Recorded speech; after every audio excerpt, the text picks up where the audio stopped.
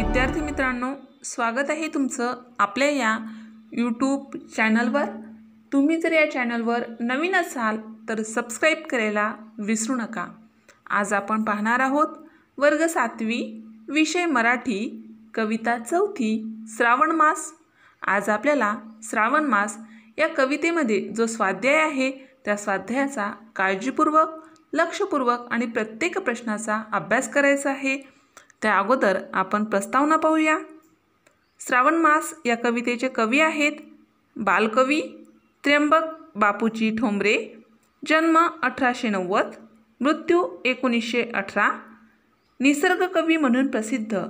बालवयातच कविता लेखनाला प्रारंभ 1907 साली जळगाव येथे भरलेल्या कवी संमेलनात बालकवी म्हणून गौरवण्यात आले। बालकवींची कविता हा काव्यसंग्रह प्रसिद्ध।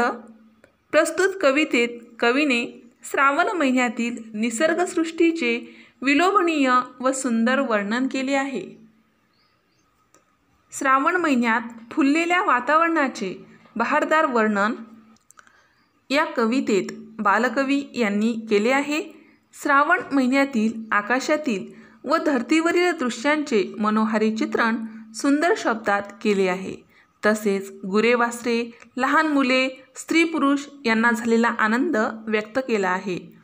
या कवितेतून आपल्याला मिळालेला संदेश आहे प्रत्येक ऋतूमध्ये होणारा निसर्गातील बदल विद्यार्थ्यांना कळावा आणि निसर्गाशी व पर्यावरणाशी स्नेहबंध जुळावा हे मूल्य या कवितेतून दिसून येते। या अगोदर आपण श्रावण मास या कवितेचा अर्थ समजून घेतला आहे। आता आपण स्वाध्याय पाहूया। तर स्वाध्यायामध्ये प्रश्न पहिला, खालील प्रसंगी काय घडते ते लिहा। प्रसंग लिहून दिले आहेत, आपल्याला तक्त्यामध्ये काय घडते ते लिहून हा प्रश्न पूर्ण करायचा आहे। तर पहिला प्रसंग आहे पहिला पाऊस आल्यावर। पहिला पाऊस आल्यावर काय होते तर उत्तर, कडक उन्हाळ्यात वातावरण तापलेले असते, घामाच्या धारांनी जीव हैराण झालेला असतो। पहिला पाऊस पडतो तेव्हा मन आनंदून जाते, हवेत गारवा येतो, सारी सृष्टी पावसात न्हाऊन प्रसन्न दिसू लागते। पहिला पाऊस सर्व प्राणीमात्रांना हवा हवासा वाटतो। दुसरा प्रसंग आहे सरीवर सरी कोसळल्यावर काय घडते।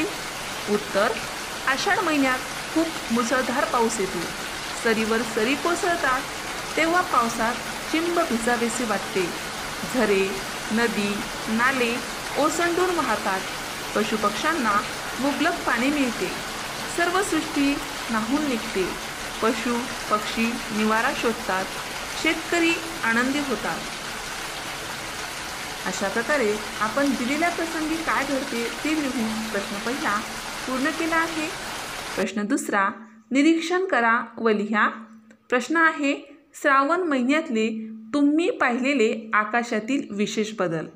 तुम्ही आकाशामध्ये श्रावण महिन्यामध्ये काय बदल पाहता ते आपल्याला लिहायचं आहे। तर उत्तर, 1.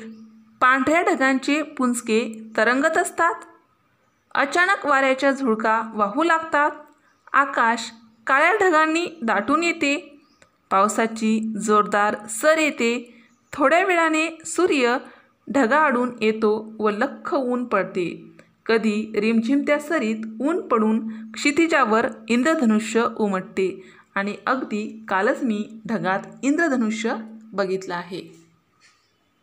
अशा प्रकारे श्रावण महिन्यात तुम्ही पाहिलेले आकाशातील विशेष बदल या ठिकाणी लिहायचे आहे।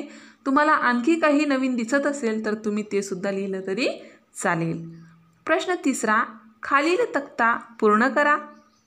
प्रश्न आहे कवितेत आलेली यांची नावे, प्राणी, पक्षी, फुले म्हणजे कोणती नावे आपल्या कवितेमध्ये आली आहेत तर उत्तर, प्राणी बघा कोणकोणती आली आहेत, हरिणी, पाडसे, खिल्लारे, खिल्लारे म्हणजेच गुरेवासरे, पक्षी आले आहेत बगळे, पाखरे आणि फुले सोनचाफा, केवडा, पारिजातक। अशा प्रकारे कवितेत प्राणी, पक्षी, फुले यांची आलेली नावे लिहून आपण प्रश्न तिसरा पूर्ण केला आहे। प्रश्न चौथा, सुंदर बाला या फुलमाला या काव्यपंक्तीत सारख्या अक्षराचा उपयोग अधिक केल्यामुळे नाद निर्माण होतो, त्यामुळे पंक्ती गुणगुणाव्याशा वाटतात। कवितेतील अशा ओळी शोधून लिहा.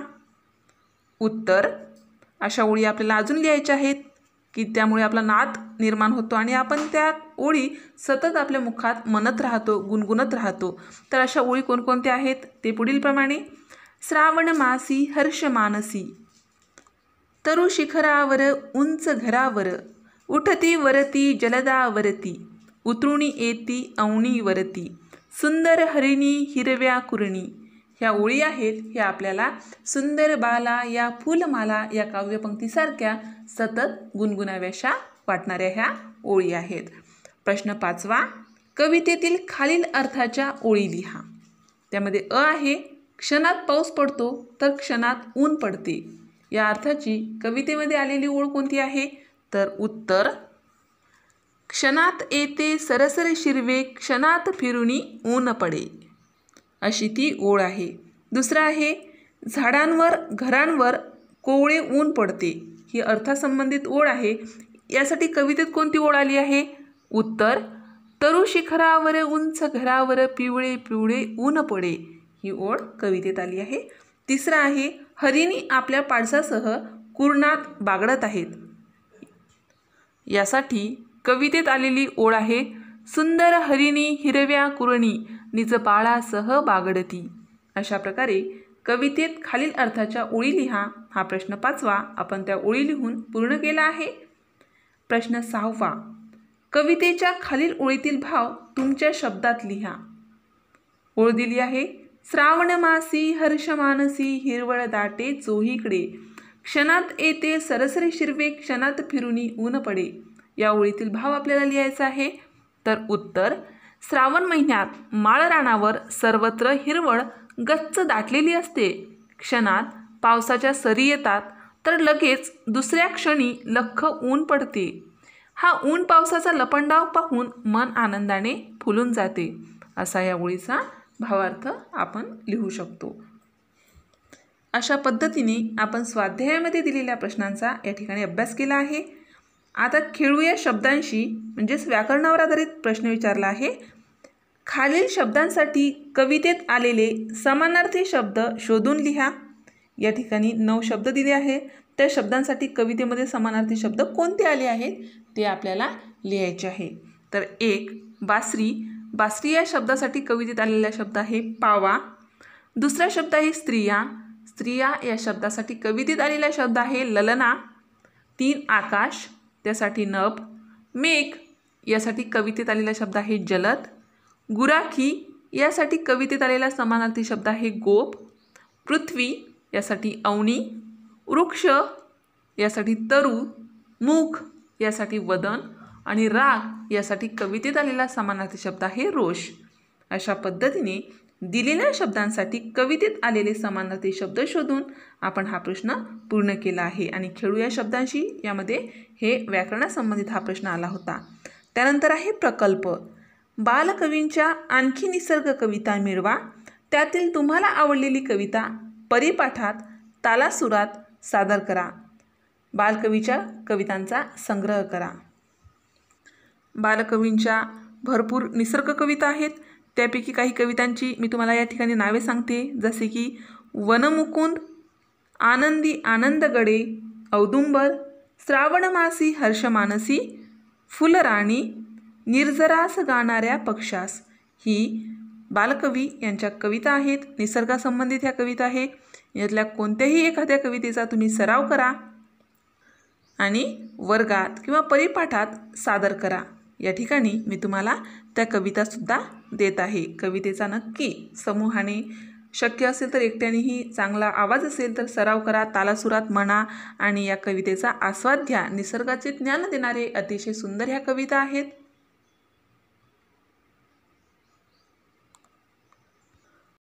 वनमुकुंद या कवितेचे वाचन. निंब जांब जांभळ शेंदरी, तुळशी बहुतची झाक मारी, जणू काय ती येई धावणी, असेच वाटे पहा साजनी. पुढे पाहिली खैरी झाडे, तशीच मोठी मेंदी वाढे, जाई जुई ती फार वाढली, गुंफा मोठी बहुतची झाली. अशा वनी मी ऐकिली मुरली, तिला ऐकुनी वृत्ती निमाली. काय कथू त्या सुस्वर नादा, पुढे पाहिले रम्य मुकुंदा. गोपांनी तो वेष्टीत झाला, गळी फुलांचा हार शोभला. कटी पितांबर सुंदर दिसला, गोप खेळती नाना लीला. कितीक खेळती आट्या पाट्या, कितीक खेळती दांडू विट्या. अशा किरीती ते नाना लीला, देवही भक्ता अधीन झाला. वाटते जावे तत्मलमुखा पहावे, वाटते जावे तत्मलमुखा पहावे. आनंदी आनंदगडे या कवितेचे वाचन पुढीलप्रमाणे. आनंदी आनंदगडे, इकडे तिकडे चोहीकडे. वरती खाली मोद भरे, वायू संगे मोद फिरे. नभात भरला, दिशात फिरला, जगात उरला. मोद विहरतो चोहीकडे. आनंदी आनंदगडे, इकडे तिकडे चोहीकडे. सूर्यकिरण सोनेरी हे, कौमुदी ही हसते आहे. खुलली संध्या प्रेमाने, आनंदे गाते गाणे. मेघ रंगले, चित्त दंगले, गाण स्फुरले. आनंदी आनंदगडे, इकडे तिकडे चोहीकडे. नीलनभी नक्षत्र कसे, डोकावूनही पाहतसे. कुणास बघते मोदाला, मोद भेटला का त्याला. तयामध्ये तो सदैव वसतो, सुखे विहरतो. आनंदी आनंदगडे, इकडे तिकडे चोहीकडे. वाहती निर्झर मंदगती, डोलती लतिका वृक्षतती. पक्षी मनोहर कुजती रे, कोणाला गातात बरे. कमल विकसले, भ्रमर गुंगले, डोलत वदले. आनंदी आनंदगडे, इकडे तिकडे चोहीकडे.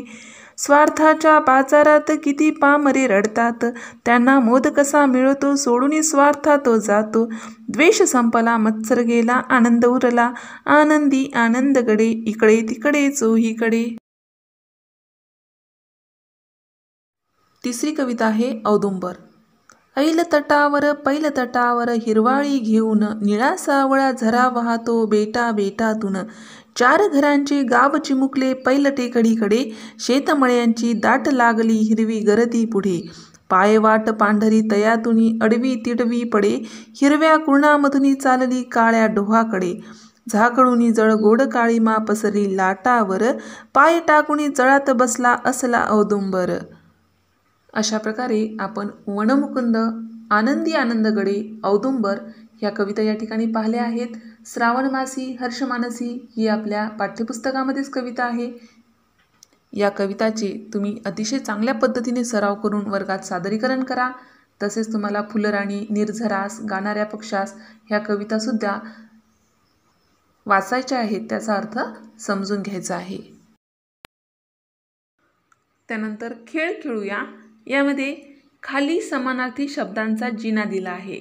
दिलेल्या चौकटीत आडवे उभे शब्द भरायचे आहेत. एका जिन्याच्या पायऱ्या तुम्हाला उतरून दाखवल्या आहे, दुसऱ्या जिन्याच्या पायऱ्या तुम्हाला उतरायच्या आहेत.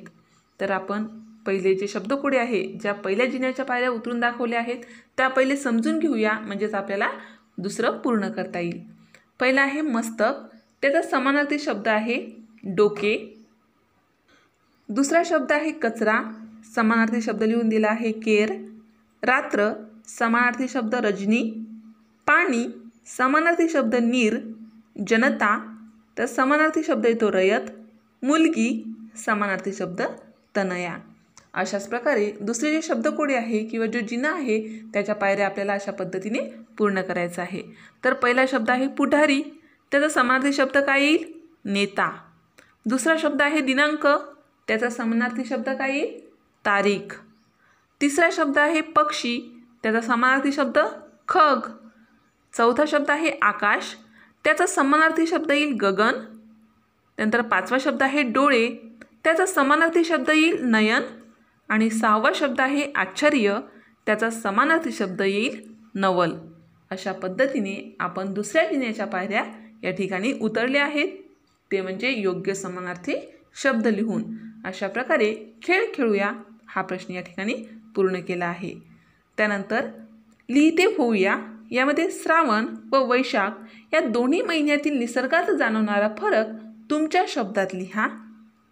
उत्तर: वैशाखात कडक ऊन पडते, जमिनीला भेगा पडतात, अंगाची लाहीलाही होते, घामाच्या धारा लागतात, नदी नाले आटतात, गुराढोरांना हिरवा चारा मिळत नाही, तहानेने प्राणीमात्रांचा जीव व्याकुळ होतो. श्रावणात पावसाची रिमझिम बरसात होते, ऊन कोवळे होते. ऊन पावसाचा आनंददायी लपंडाव सुरू होतो. हवेत सुखद गारवा येतो. शेतात पेरलेले बियाणे उगवून येते. शेतकरी आनंदात असतात. नदी नाले भरभरून वाहतात. गुराढोरांना हिरवा चारा मिळतो. सगळी सृष्टी हिरवीगार होते. पशुपक्षी व माणसे आनंदात व उत्साहात वावरतात. अशा प्रकारे श्रावण व वैशाख या दोन्ही महिन्यातील निसर्गात जाणवणारा फरक आपण या ठिकाणी थोडक्यात आणि व्यवस्थित लिहिला आहे. आपण समजून घेऊया. यामध्ये मागील इयत्तेत आपण नाम, सर्वनाम, विशेषण व क्रियापद या विकारी शब्दांचा अभ्यास केला आहे. या इयत्तेत आपण क्रियाविशेषण अव्यय, शब्दयोगी अव्यय, उभयान्वी अव्यय व केवल प्रयोगी अव्यय या विकारी शब्दांचा अभ्यास करणार आहोत. क्रियाविशेषण अव्यये, शब्दयोगी अव्यये, उभयान्वी अव्यय व केवल प्रयोगी अव्यय या शब्द प्रकारांना अविकारी म्हणतात. कारण लिंग, वचन, विभक्ती इत्यादीमुळे त्या शब्द प्रकारातील शब्दांच्या मूळ रूपामध्ये काही बदल होत नाही. खालील परिच्छेद वाचा. रवी वारंवार आजारी पडतो. त्याचे घर शाळेच्या पलीकडे आहे. मी अनेकदा त्याच्या घरी जातो. आजही गेलो होतो. मला पाहताच तो झटकन उठला. मी त्याला म्हणालो, तू हल्लीसारखा आजारी पडतो आहेस. मी काल तुझी खूप वाट पाहिली. मला तुझ्याशिवाय अजिबात करमत नाही. मी तुला नेहमी सांगतो की दररोज व्यायाम कर. तुझ्या शरीराची ताकद आपोआप वाढेल. वरील परिच्छेदातील अधोरेखित केलेले शब्द क्रियाविशेषण अव्यय आहेत. क्रियाविशेषण अव्यय वाक्यातील क्रियापदाबद्दल अधिक माहिती देतात. या परिच्छेदामध्ये अधोरेखित केलेले शब्द आहेत जसे की वारंवार, पलीकडे, अनेकदा, आजही, झटकन, हल्ली, काल, खूप, अजिबात, नेहमी, दररोज, आपोआप हे काय आहेत? अधोरेखित केलेले शब्द आहेत आणि हे क्रियाविशेषण अव्यय आहे. हे काय करतात तर आपल्याला क्रियापदाबद्दल अधिक माहिती मिळवून देतात. लक्षात ठेवण्यासाठी एक टीप आहे. विशेषणे नाम व सर्वनामाबद्दल अधिक माहिती देतात तर क्रियाविशेषणे अव्यये क्रियापदाबद्दल अधिक माहिती देतात. अशा प्रकारे आपण समजून घेऊया. यामध्ये जे काही व्याकरणावर आधारित आपल्याला माहिती दिली होती ती आपण या ठिकाणी समजून घेतली आहे. त्यानंतर चला संवाद लिहूया. त्यामध्ये पाऊस व छत्री या दोघांमधील संवादाची कल्पना करा व लिहा. हा संवाद वर्गात सादर करा. उत्तर किंवा तो संवाद पुढील प्रमाणे. पहिले पाऊस म्हणतो, तापलेल्या धरतीला गारवा मिळावा म्हणून मी इतक्या उंचावरून खाली येतो आणि तू मला का अडवतेस? असे पाऊस छत्रीला म्हणतो.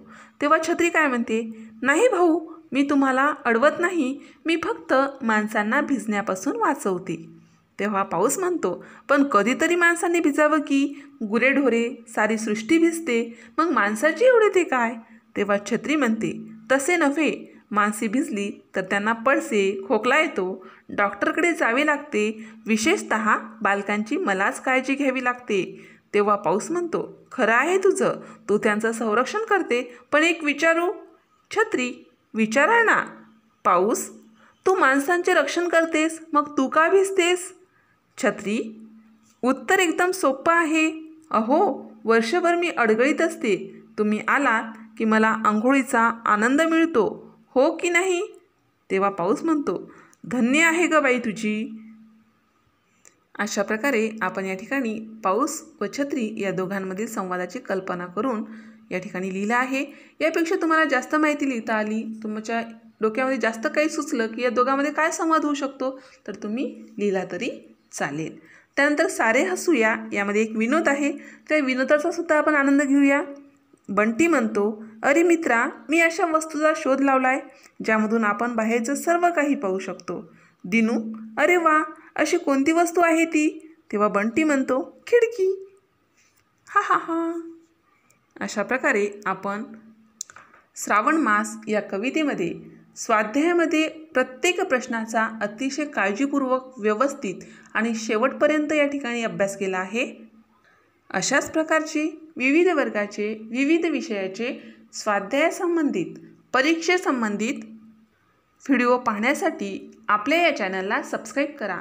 आम्ही बनवलेले सर्वच व्हिडिओ लवकरात लवकर तुमच्यापर्यंत पोचण्यासाठी बाजूला दिलेल्या बेल आयकॉन बटनवर क्लिक करा। तुम्हाला जर हा व्हिडिओ आवडला असेल तर नक्की लाईक करा। काही समस्या असेल, काही अडचण असेल तर कमेंट करा। शक्य असेल तर मित्रमैत्रिणीमध्ये शेअर करा। आणि सर्वात महत्त्वाचं म्हणजे तुम्ही हा व्हिडिओ शेवटपर्यंत पाहिल्याबद्दल धन्यवाद।